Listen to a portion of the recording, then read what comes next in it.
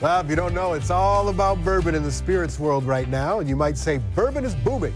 The sales for premium American whiskey have grown by 141% in the last 5 years, and with some bottles selling for thousands of dollars. People love their bourbon, and becoming an aficionado is quite the modern hobby.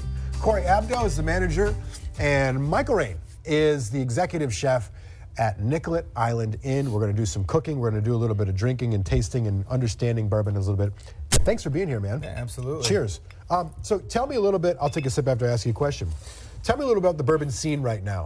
People might be confused getting into it. They may not know exactly what's great, what's decent, what's not. Give people an orientation, please. Yeah.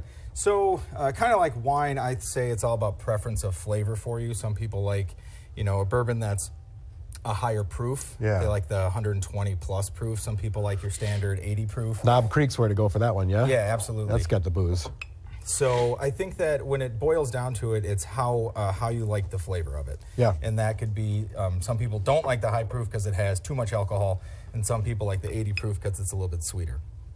So the ones that we have here are all the hard ones to get that everybody's kind of clamoring for. How does bourbon differentiate itself from other whiskeys, from Irish whiskey, Scotch, et cetera? So bourbon has to be, well, there's a few rules about it. One, people say it has to be from Bourbon County or in Kentucky, has to have the limestone water, and has to be aged in new French oak, American oak. And it has to be corn, right? Majority corn? Majority corn. Bourbon out of Kentucky is usually, has to be 51% corn or more. And when it's big and it blasts you like that, like other whiskeys don't hit you as fast. Is that the oak? Is that what's punching you in the face, or is it just the high booze content, or what? Sometimes it's the high booze content and how long it's been aged. You'll get more of that oak as it's aged longer. Okay, well, appreciate it. We'll get another question in a sec. Let's go over to Michael. Chef, what do you got going over here now? Oh, we're going to make a peach bourbon delight.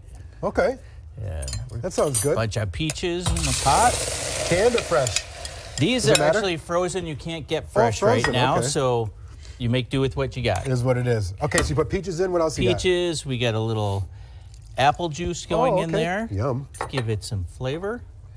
A little brown sugar. Okay. Which will pop in there. And then, of course, how much you bourbon? need the bourbon. How much ever you need. You going in like this? Oh yeah. From a flavor standpoint, what does bourbon add to your dishes? Oh, it's a huge flavor bourbon difference. flavor, Bobby? Smart Alec back there. A little bit of a citrusy kind of mix with the bourbon just melds itself together. And it's when beautiful. this cooks in the pot, does the booze cook off? It does cook off, but you really get a lot of flavor out of it. Okay. And this is what product, it'll come out like. Okay. Then we're going to put it into these little... Excellent. Well, we'll keep the camera on you while I ask another bourbon question. Absolutely. That looks fantastic. High-end bourbons, medium, lower end.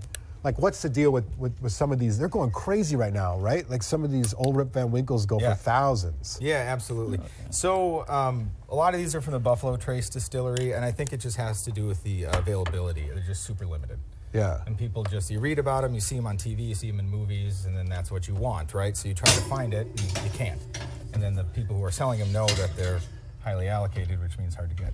When people come out to your bar, what separates it? You obviously have a killer selection. Well, the fact that we're a building that was built in 1893 in the middle of the Mississippi is kind of a good point to start. But we've kind of curated this really nice bar with all these kind of differentiated whiskeys and bourbons, and it's just a really cool feel to be in this old, 150-year-old, bar and enjoying a nice cocktail. There is something great about the old wood and sitting down and having a bourbon. This is the final product right here, Chef? This is the final product. Okay, what's this called? Describe it, please, sir. It's the Bourbon Peach Delight. Ah, okay. Good. Can I serve one to my pals back here? Absolutely. Is it ready to go? Ready to go. All right. All right. Well, thank you very much. And you guys have an event. It's all sold out. We had you on to promote it, but people already ate up all the tickets, right? Yeah, absolutely. You want to talk about that for a sec? There you go, boys. Yeah, so we're going to be doing it on the 22nd. We call it the Bourbon Buyout because we're shutting down the whole property for the people coming in to enjoy. So the hotel shut down just for them. The restaurant is shut down just for them. And we're hoping to do it, annually. Okay. Well, congratulations on the sellout. That's fantastic.